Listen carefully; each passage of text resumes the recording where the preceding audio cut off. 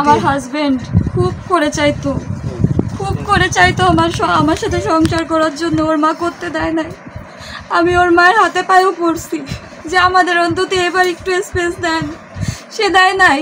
সে বলে আমি মানুষ করেছি আমার ছেলেকে, সেই 34 বছর বয়সী একটা ছেলেকে বাচ্চা ছেলের মতো সে 2.5 বছর ধরে সে ট্রিট করতেছে।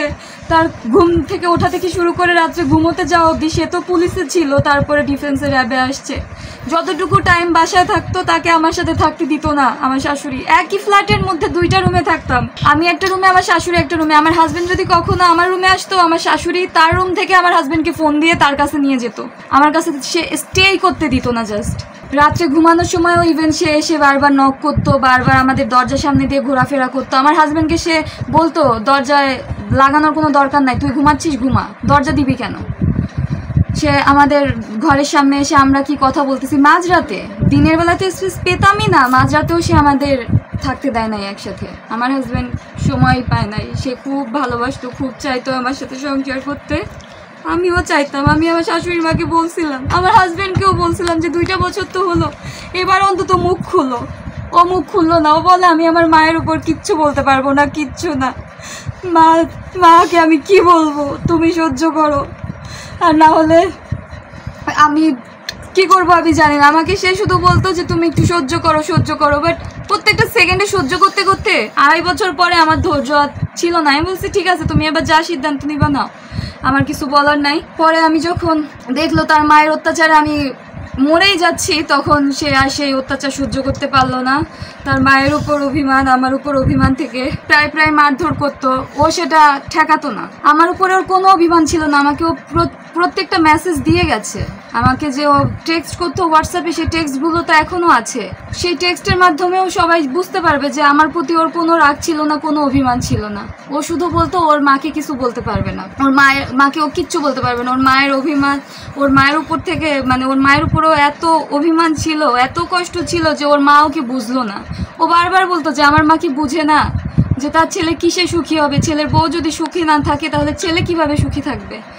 তার মা নাকি বুঝতোই না। সে অনেক বোঝানোর ট্রাই করছে, বাট তার মা বুঝতো না। এক পর্যায়ে তার মা যখন আমাকে ডিভোর্সের জন্য, তার মা লোভী ছিল, সে বলতো যে যৌতুকের জন্য যে গহনা টাকা বাড়ি গাড়ি দিবে তার ছেলেকে, সেরকম মেয়ের সাথে সে তার ছেলেকে বিয়ে দিতে চায়। তো আমার হাজব্যান্ড যেহেতু আমাকে প্রচুর ভালোবাসতো, সে আমাকে পছন্দ করে নিজে বিয়ে করছে, তো আমার হাজব্যান্ড চাইতো না আমাকে ডিভোর্স দিতে। আর আমি তো নির্দোষ। আমি যদি দোষী হইতাম তাহলে তো আমার হাজব্যান্ড আমাকে ঠিকই ডিভোর্স দিয়ে দিত, সে তো মারা যেত না। কারণ ডিভোর্স তো বর্তমানে অ্যাভেলেবেল, আর এটা খুব প্রচলিত যে বউয়ের সমস্যা, ঠিক আছে ডিভোর্স দিয়ে দিই। আর তার তো এটার ক্যাপাবিলিটি ছিলই। সে আমাকে ছাড়তে চায় নাই, কারণ সে আমাকে বারবার বলতো তোমার কোনো দোষ নাই, তোমার ছাইড়ে দিলে তো তোমার জীবনটা শেষ। তো না পাইরে ও নিজেই চলে গেল, আমাকে একবার বলেও গেল না।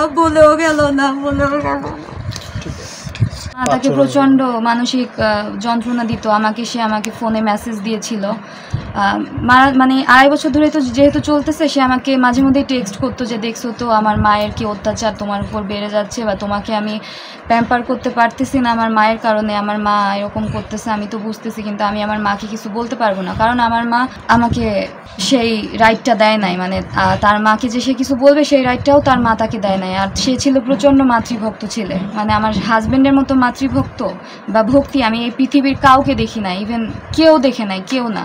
তো সে তার মাকেও কিছু বলতে পারতেছিল না। তার মা যেহেতু আমাকে ডিভোর্সের জন্য চাপ দিচ্ছিল, তো সে এটাও চাচ্ছিল না, কারণ সে আমাকে প্রচণ্ড ভালোবাসতো। আর সে আমাকে ডিভোর্স দিবে, আমি তো নির্দোষ, সে জানতো যে আমার ওয়াইফ নির্দোষ, ওর কোনো দোষ নাই। তো একটা নির্দোষ মেয়েকে সে ডিভোর্স না দিয়ে, আর সে দেখলো যখন যে আমি সুইসাইডাল হয়ে গেছি অলরেডি, তো সে দেখতেছে যে আমার মা ওকে বাঁচতে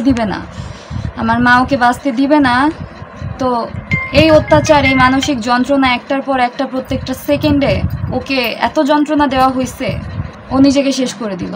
আর ও স্মৃতিস্বরূপ আমাকে ওর বিয়েতে, আমাকে বিয়েতে যে গহনাগুলো দিয়েছিল সেটুকু দিয়েছে।